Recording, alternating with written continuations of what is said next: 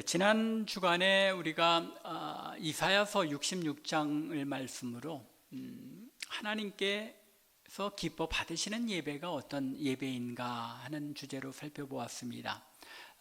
그런데 이제 이번 주부터 이 말라기서를 통해서 우리가 한 4번 혹은 5번을 통해서 그러면 하나님께서 우리에게 원하시는 예배가 어떤 것인가 하는 것에 대하여 함께 생각해보며 은혜를 나누고자 합니다.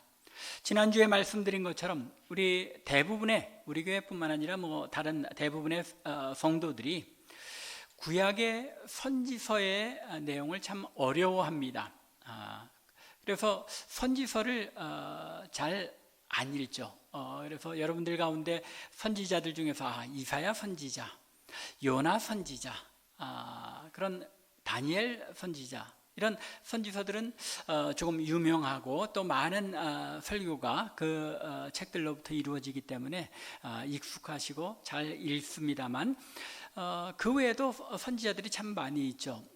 여러분들에게 잘 안 알려진 선지자들, 스바냐, 스가랴, 오바댜, 나훔, 이런 선지자들의 책은 그 책이 과연 어떤 내용이었더라 하고 우리가 더듬게 되는, 익숙치 않은 그런 경향이 있습니다.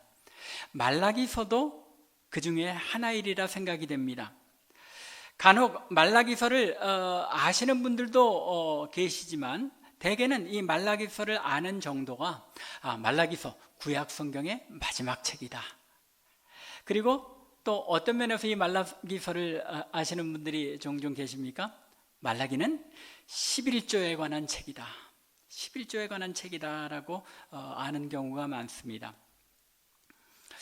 거기에는 이유가 있습니다. 한국교회에서 우리가 60, 70년대에 교회가 부흥하면서 부흥사 목사님들이 참 많이 계셨습니다. 그런데 이 부흥사 목사님들이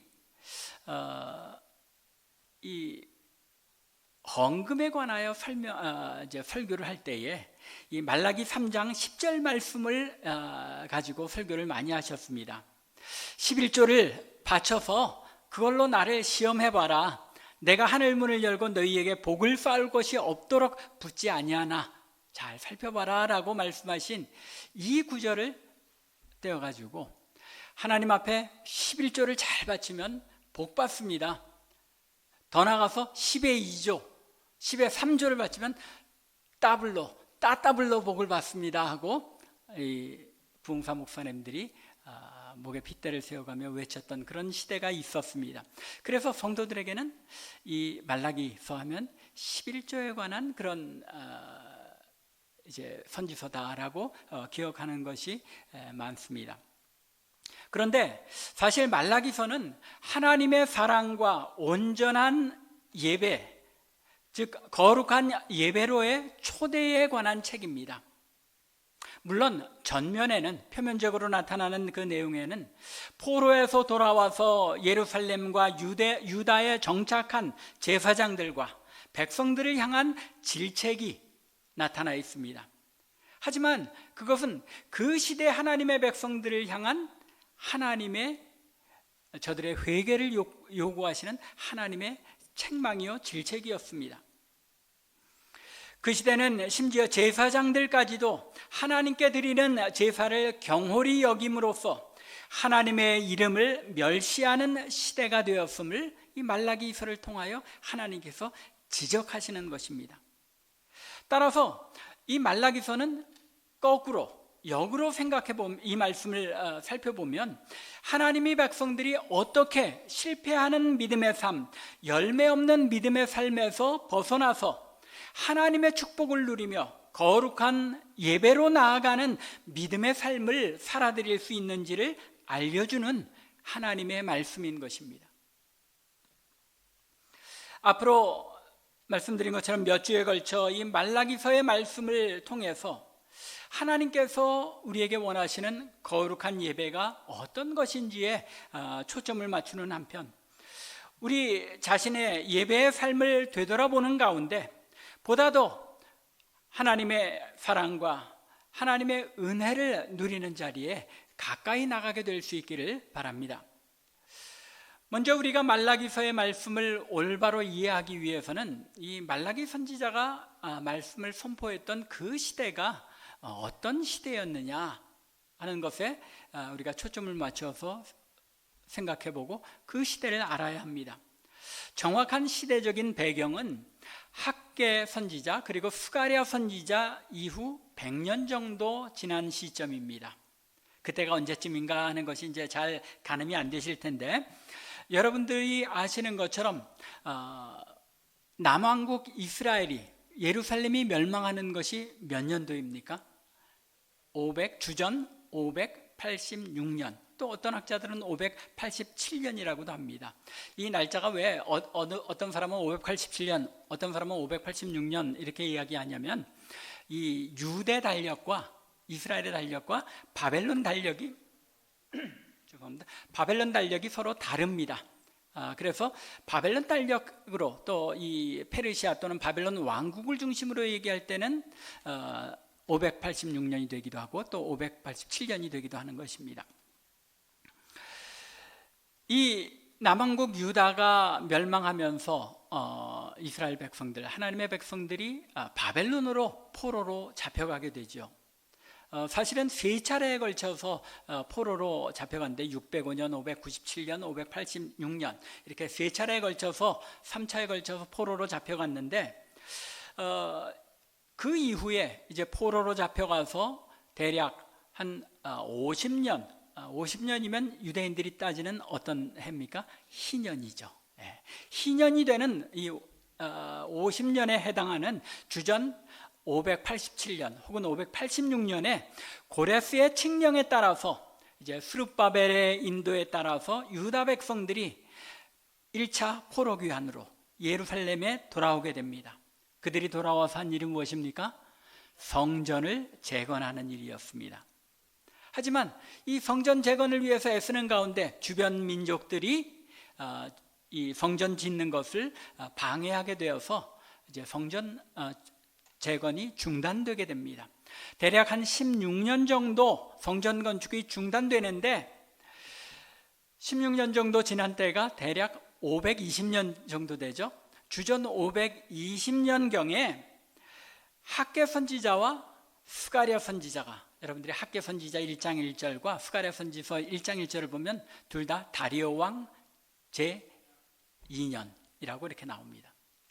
520년에 해당합니다. 이 두 선지자가 이제 예루살렘에 돌아와서 성전 건축을 중단하고 있는 백성들을 책망하는 한편, 또 한편으로는 그들을 격려하고 용기를 북돋아 주어서 다시 성전 재건이 시작됩니다. 성전 재건이 시작되어서 4년 5개월 만에, 그럼 몇 년 정도 됩니까? 516년. 주전 516년경에 이제 성전 건축이 완공되기에 이릅니다. 그리고 나서 이제 또 몇십 년 흐른 뒤에 주전 458년 혹은 457년에 에스라의 인도 아래 이제 2차 포로 귀환이 이루어지게 됩니다. 에스라가 예루살렘에 돌아와서 어떤 일을 행합니까? 신앙 개혁을 이룹니다.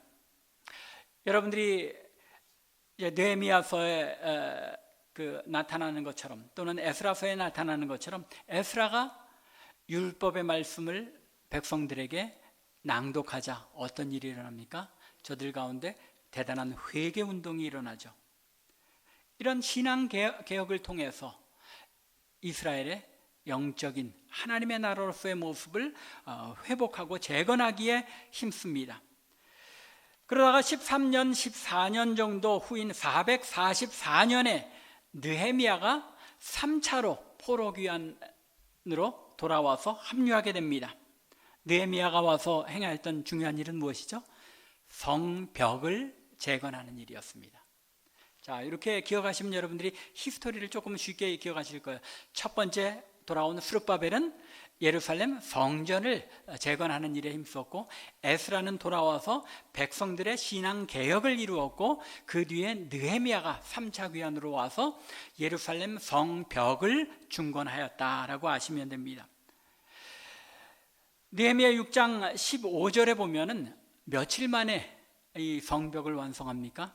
52일, 대단히 빠른 속도로 이 예루살렘을 중건하였습니다. 성전을 재건하고 국가 재건에 힘쓰던 이 시기, 또 성벽을 재건하던 이 시기는 어려운 가운데에서도 하나님의 백성들 가운데 신앙의 회복과 부흥이 뒤따랐던 것을 알 수 있습니다. 온 백성들이 한 마음으로 지도자들과 함께 하나님을 예배할 예배초소를 짓고 신앙의 개혁을 이루며 또 하나님 나라, 영적인 하나님 나라 예루살렘 성을 회복하기 위하여 전심을 다해 애썼기 때문에 신앙 회복과 부흥이 그들 가운데 있었던 것입니다.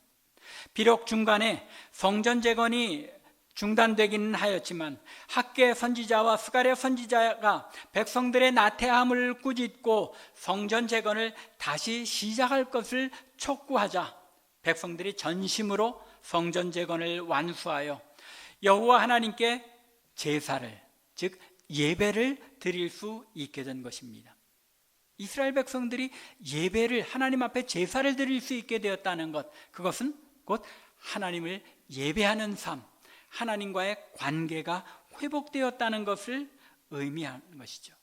이스라엘 백성들의 정체성이 바로 이 하나님, 여호와 하나님을 제사하며 예배하는데 그들의 정체성이 있었던 것입니다. 또 에스라의 개혁운동으로 백성들이 하나님 앞에서 정결하게 그들의 삶을 회복하는, 영적인 삶을 회복하는 일도 일어납니다. 말씀드린 것처럼 에스라가 백성들 앞에서 율법을 낭독하자 회개운동이 일어나면서 에스라서 10장 10절부터 12절의 말씀에 의하면 그들이 맞아들였던 이방 아내들을, 이방 여인들을 내보내는 이런 결단을 하게 이릅니다. 에스라가 일어나 그들에게 이르되 너희가 범죄하여 이방 여자를 아내로 삼아 이스라엘의 죄를 더하게 하였으니 11절을 보면 죄를 자복하고 이방 여인을 끊어버리라 라고 에스라가 촉구합니다. 그러자 12절을 보면 모든 회중이 큰 소리로 대답하여 이르되 당신의 말씀대로 우리가 마땅히 행할 것이니이다. 영적으로 그들이 회복하자 죄악된 삶을 끊어버리고 정결한 거룩한 하나님의 백성들의 삶을 회복하였던 것입니다. 그러나 시간이 흐르며 그 신앙의 열기, 부흥의 열기가 식으며 하나님의 백성들의 신앙도 급격히 쇠퇴하게 됩니다. 포로에서 돌아와 성전을 재건하고 성벽을 보수하며 하나님 나라 백성들의 삶을 회복하려고 애썼지만 정작 그들의 매일매일의 삶에서는 여전히 정착하는 데 어려움을 겪었고 주변 민족들의 방해와 약탈로 말미암아서 궁핍함을 면하기가 어려웠던 것입니다. 이런 곤고한 삶이 지속되자 어떻게 되었겠습니까? 저들 가운데 자신들의 처지와 형편에 대한 불평과 불만이 일어나게 됩니다. 그리고 점점 그들로 하여금 하나님을 예배하는 삶에서 멀어져 가게 하고 자신들의 삶의 형편을 핑계로 하나님께 바치는 제물을 흠없는 제물로 하나님 앞에 바쳐야 했지만 흠 있는 제물로 대충 제물을 삼아서 바치고 제사장들도 타락하여 그걸 눈 감아두고 받아들입니다. 이러한 사실은 그들이 다시 타락한 삶으로, 죄악된 삶으로 되돌아갔다는 것은 말라기 시대에 이 제사장들의 모습 그리고 백성들의 모습에서 잘 나타납니다. 오늘 우리가 읽지는 않았지만 1장 6절의 말씀을 보면 먼저 제사장들과 백성들에게서 하나님의 거룩하심에 대한 경외심이 사라집니다. 내 이름을 멸시하는 제사장들아, 제사장들더러 하나님께서 내 이름을 멸시하는 제사장들아 라고 부르면서 나 만군의 여호와가 너희에게 이르기를 아들은 그 아버지를, 종은 그 주인을 공경하나니 내가 아버지일진데 나를 공경함이 어디 있느냐, 내가 주인일진데 나를 두려워함이 어디에 있느냐. 무슨 이야기입니까? 하나님의 이름을 멸시하며 하나님을 두려워하는 삶에서 멀어져 갔다는 것입니다. 거룩한 소명을 받은 제사장들에게 제사장으로서의 그 소명감이 사라져버립니다. 2장 7절부터 9절의 말씀에서 말라기 선지자가 이렇게 책망을 합니다. 제사장의 입술은 지식을 지켜야 하겠고 사람들은 그의 입에서 율법을 구하게 되어야 할 것이니 제사장은 만군의 여호와의 사자가 됨이거늘 너희는 옳은 길에서 떠나 많은 사람들을 율법에 거스르게 하는도다. 백성들을 하나님께로 인도해야 할 제사장들이, 하나님의 말씀을 선포해야 할 사람들이 오히려 백성들을 옳은 길에서 떠나 율법을 거스르는 삶을 살도록 방치했다는 것입니다. 자신들의 소명을 올바로 이행하지 않았다는 것입니다. 또한 그뿐만이 아니죠. 하나님의 말씀에 대한 존중과 순종이 사라졌습니다. 그 결과 하나님의 마음을 백성들에게 전하기에는 부적합한 사람들로 전락하게 되고 말았다는 것입니다. 그리고는 더 나아가 9절에 말씀하는 것처럼 나도 너희로 하여금 모든 백성 앞에서 멸시와 천대를 당하게 하였느니라 하고 하나님께서 말씀하신 것처럼 백성들 가운데서 제사장들이 높임을 받고 존경을 받는 것이 아니라 멸시와 천대를 당하는 그런 처지에 이르게 되었다는 것입니다. 이것이 말라기 시대의 하나님의 백성들의 모습이었습니다.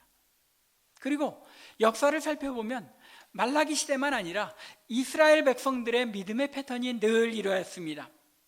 출애굽한 이스라엘 백성들이 광야에서 끊임없이 하나님께 불평하며 거역하였던 역사를 우리는 너무나도 잘 알고 있습니다.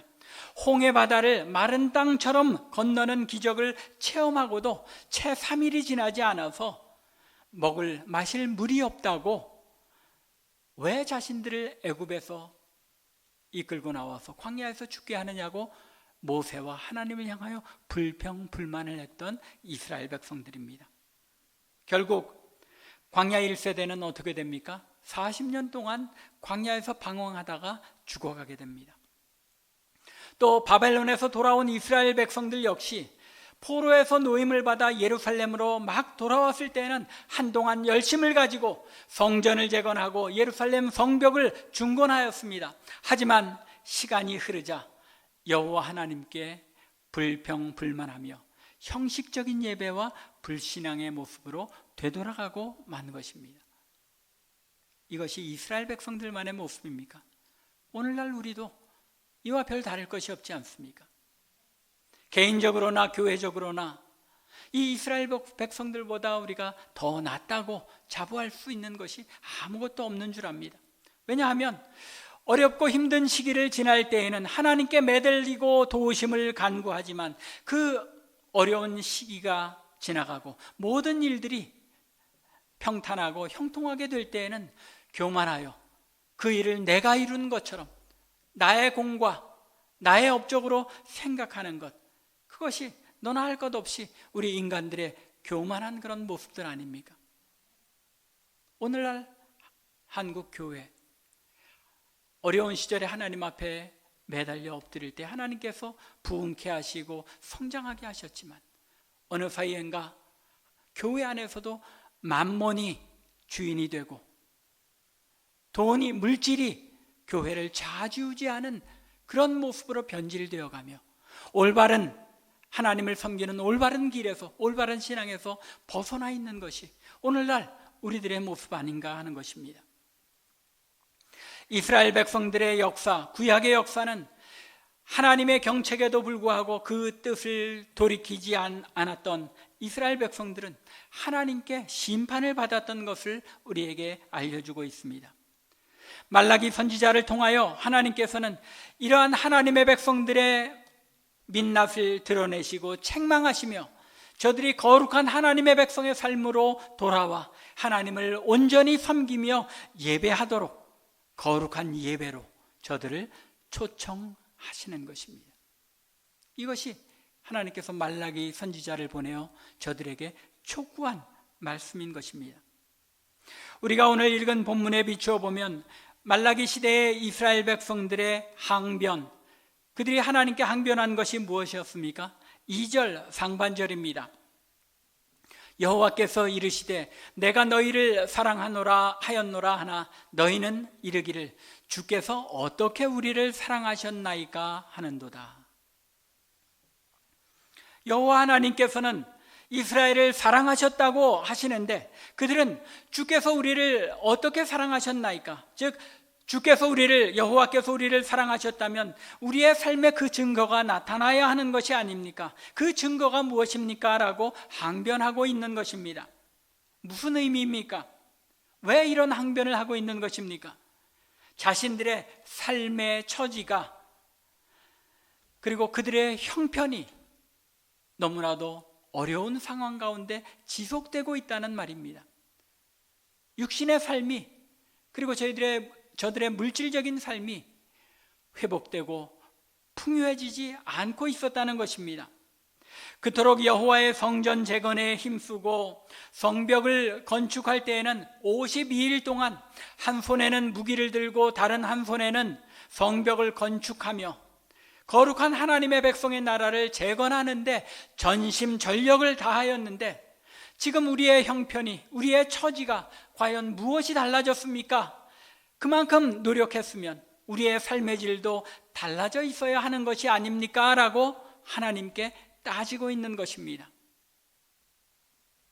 그만큼 영적인 일에 힘쓰고 하나님께 드리는 예배와 하나님 나라의 회복에 힘썼으면 이제 하나님께서 자신들을 축복하셔서 물질적인 축복이 따르고 번영이 따라야 하는데 그렇지 못했기 때문에 과연 하나님께서 우리들을 사랑하시기는 한 것입니까? 라고 하나님의 사랑조차도 의심하고 있는 것입니다.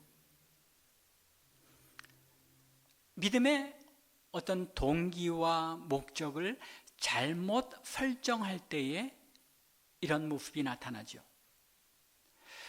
우리가 영적으로 하나님을 잘 섬기면 이 땅에서 물질적인 축복도 누려야 한다는 것, 이것이 조금은 왜곡된 모습으로 나타나는 것이 소위 번영신학이죠.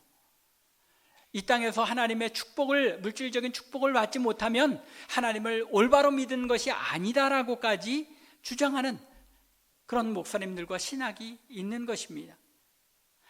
이스라엘 백성들의 모습이 바로 그러했습니다. 자신들이 영적으로 그만한 헌신을 했으면 물질적으로 하나님께서 축복하셔야 되는 것이 아니냐는 것입니다. 그런데 무엇이 잘못된 것입니까? 그들의 마음의 동기가, 우선순위가 잘못된 것이었기에 그들이 하나님의 축복을 누리지 못하고 있었다는 것입니다. 그렇게 그들은 열심을 다해 영적인 회복에 힘쓰는 것 같았지만 그것조차도 하나님께서 그들에게 풍요한 삶으로 갚아주시리라는 기대 때문에 그렇게 힘쓴 것이고, 하나님께서 그들에게 풍요한 삶으로 갚아주시지 않는 것처럼 보이자 불평불만 가운데 점점 거룩한 하나님의 백성의 삶을 잃어가고 있었다는 것입니다. 그들의 이러한 항변에 대한 하나님의 답변은 무엇이었습니까? 이스라엘 자손들의 이러한 불만에 찬 물음에 하나님께서 무엇라고 대답하십니까? 내가 야곱은 사랑하고 에서는 미워하였다는 것입니다. 2절 하반절부터 3절입니다. 나 여호와가 말하노라, 에서는 야곱의 형이 아니냐? 그러나 내가 야곱을 사랑하였고 에서는 미워하였으며. 에서가 야곱의 형이 아니냐? 무슨 얘기입니까? 당연히 장자인 에서를 택하고 축복해야 했던 것이 아니냐? 그러나 내가 에서가 아닌 야곱을 사랑하였다라고 말씀하고 있는 것입니다. 하나님께서는 에서를 택하지 않고 야곱을 택하사 사랑하셨기에 끝까지 그 사랑을 지키셨음을 이스라엘 백성들에게, 야곱의 자손들에게 일깨워주고 계시는 것입니다. 진정한 사랑, 하나님의 사랑이 무엇인지를 그들에게 알려주고자 하신 것입니다. 에서는 미워하셨기에 그 자손이 여호와 하나님의 영원한 진노 가운데 멸망당하기까지 내버려 두셨지만, 하나님께서 분명하게 그들을 영원한 진노를 받은 하나님의 백성으로 내버려 두셨다고 4절 마지막에 분명히 말씀하죠. 그러나 야곱의 자손들은 끝까지 사랑하셔서 그들을 버리지 않으시고 바벨론의 포로의 생활로부터 벗어나 본향으로 돌아오게 하셨다는 것입니다. 그들을 징계하고 그들의 죄악의 값을 치르게는 하셨지만 끝까지 그들을 사랑하시고 그들에게 은혜를 베푸셨다는 것입니다. 이것이 하나님의 사랑이고 진정한 사랑이 무엇인지를 우리에게 일러주시는 하나님의 계시인 것입니다.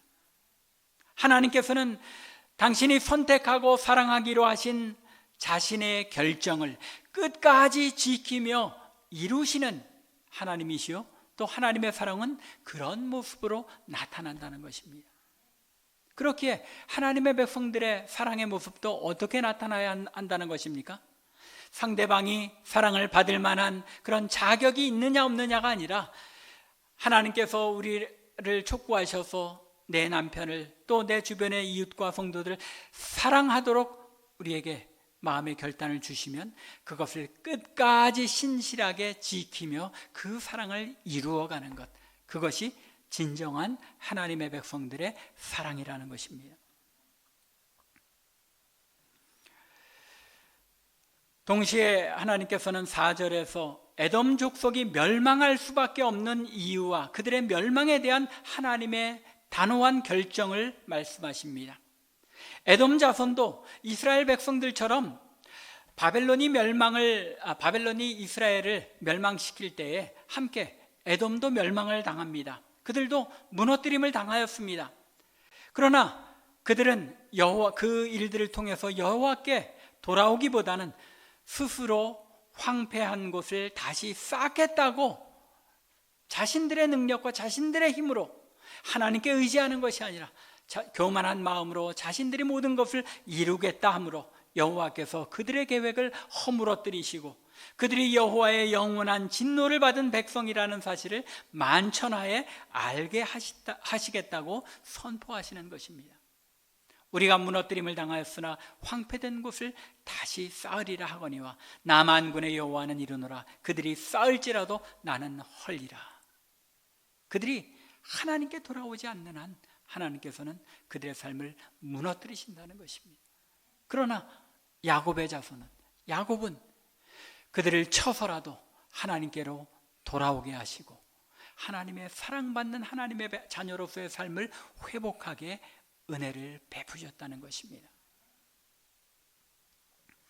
에돔 자손들 못지않게 이스라엘 자손들 역시도, 야곱의 자손들 역시도 동일하게 죽어 마땅하지만 하나님께서 긍휼을 베푸셔서 자기의 것으로 삼으시고 멸망당하지 않게 하실 뿐만 아니라 채찍질하시고 훈련하셔서 자녀로서의 삶에 이르게 하시기로 하셨음을 말씀하시는 것입니다. 하나님께 사랑을 받는다는 것이 어떤 것인지를 이스라엘 백성들에게 일깨워주고 계신 것입니다. 성전의 허술함을 회복하는 것이 아니라, 성벽을 재건하여 하나님 나라의 부흥을 회복하는 것이 아니라, 하나님께서 자신들을 사랑하셔서 자신들과 함께 하신다는 이 사실에, 즉 하나님께서 자신들의 하나님 되어주심을 감사하는, 감격하는, 그 은혜에 감격하는 삶이 그들에게 있어야 했다는 것입니다. 에돔은 멸망의 길로 가더라도 내버려 두시고, 야곱은 멸망의 길에서 벗어나도록 채찍질하시고 연단하시는 것, 그것이 바로 하나님께서 너희를 사랑하신 표징이라 라고 말씀하는 것입니다.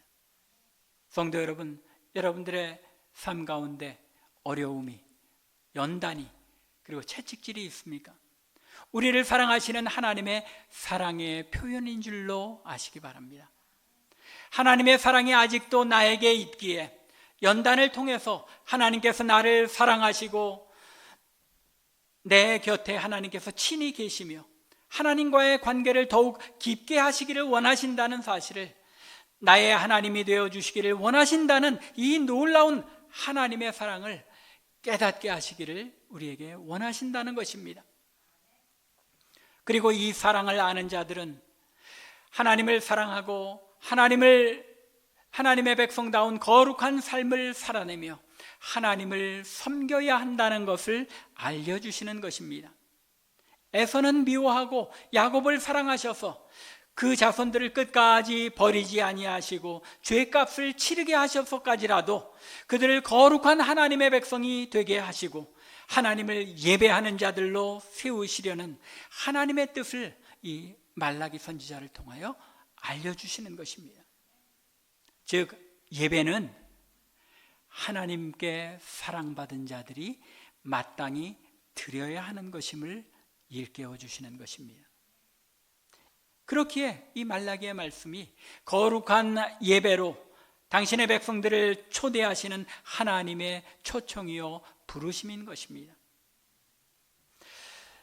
그래서 하나님께서는 5절에서 말라기 선지자를 이스라엘 백성들에게 보낸 것은 그들로 하여금 하나님이 어떤 분이신지를 깨닫게 하기 위해서라는 것을 분명하게 선언하십니다. 너희는 눈으로 보고 이르기를 여호와께서는 이스라엘 지역 밖에서도 크시다 하리라. 저들의 신앙 상태를, 시대 상황을 말라기 선지자의 선포를 통해서 보여주고 깨닫게 하심으로써 그들로 하여금 여호와께로 돌이키게 하시려고 말라기 선지자를 보내셨을 뿐만 아니라 여호와 하나님이 단지 이스라엘 민족과 이스라엘 지역 안에서만 참 하나님이 아니라 온 세계를 다스리시는 참 하나님이신 것을 깨닫고 고백하며 더 나아가 그 하나님을 예배하게 하려고 말라기 선지자를 보내셨다는 것입니다. 오늘날 우리가 살아가는 이 시대 역시 말라기의 시대와 다를 바가 없습니다. 지속되는 어려움이 찾아오면 나를 향한 하나님의 사랑이 어디 있느냐고 따질 뿐만 아니라 조금의 풍요만 찾아와도 하나님을 잊고 향락에 빠지며 죄악의 삶에 떨어지는 것이 우리 인간들의 모습입니다. 오늘날의 교회와 성도, 바른 신앙, 바른 예배에서 이 교회와 성도들이 멀리 떠나 있을 뿐만 아니라 목회자들도 하나님의 말씀을 선포하는 자로서 존경을 받기는커녕 말라기 시대의 제사장들처럼 멸시와 천대의 대상이 되고 말았습니다. 이러한 시대 가운데 하나님의 놀라운 사랑을 받은 것을 깨닫는 하나님의 백성들로 살아갈 수 있기 바랍니다. 우리 참빛교회 성도님들은 이렇게 바른 예배와 바른 신앙에서 떠나고 목회자들까지도 천대를 받고 멸시의 대상이 되는 이 시대에 놀라운 하나님의 사랑을 받았다는 것을 분명히 깨달음으로 말미암아 하나님 백성다운 삶을 온전하게 세워가는 주의 백성들이 되어야 한다는 것입니다. 하나님의 말씀으로 늘 자신을 경계하며 말씀에 따라 순종하는 삶으로 거룩한 삶을 나타내고 내가 속한 삶의 모든 영역에서 하나님께서 영광 받으시도록 거룩한 삶을 살아내야 하는 사람들, 그것이 바로 우리들 성도들이라는 것입니다. 하나님께서는 우리를 향하여 너는 내 것이라 선포하시고 우리를 위하여 아들까지 내어주시며 사랑하시고 우리를 향하여 이 백성은 나를 위하여 지었나니 나를 찬송하게 하려 함이라고 선포하셨습니다. 이사야서 43장 1절과 21절, 로마서 8장 32절의 말씀이죠. 야곱아 너를 창조하신 여호와께서 지금 말씀하시느니라. 이스라엘아 너를 지으신 이가 말씀하니라. 내가 너를 지명하여 불렀나니 너는 내 것이라. 이 백성은 내가 나를 위하여 지었나니 나를 찬송하게, 즉 나를 예배하게 하려 함이니라. 하나님의 백성을 지명하여 부르시고 성도로 삼으신 것은 하나님을 예배하게 하기 위하여 부르셨다는 것입니다. 그리고 자기 아들을 아끼지 아니하시고 우리 모든 사람을 위하여 내어주시니 그분이 바로 우리 하나님이시라는 것입니다. 즉 우리를 하나님을 예배하는 자로 우리의 예배를 받으시기 위하여 하나님께서 우리를 택하시고 사랑하셨다는 것입니다.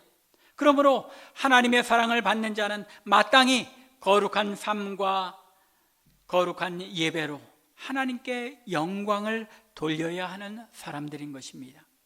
말씀을 맺겠습니다. 오늘 우리는 말라기 강해를 시작하면서 서론에 해당하는 1절부터 5절 말씀을 살펴보았습니다. 말라기서는 하나님의 백성을 초청하시는 거룩한 예배를 위한 하나님의 초청의 선지서입니다.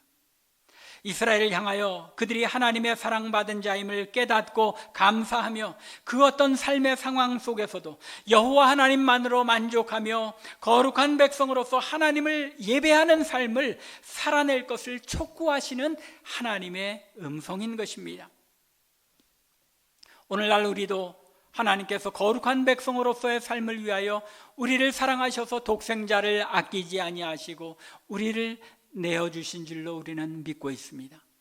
하나님께 사랑받은 자들이기에 우리는 모두 거룩한 예배를 위하여 부르심을 받은 자인 줄로 믿으시기 바랍니다.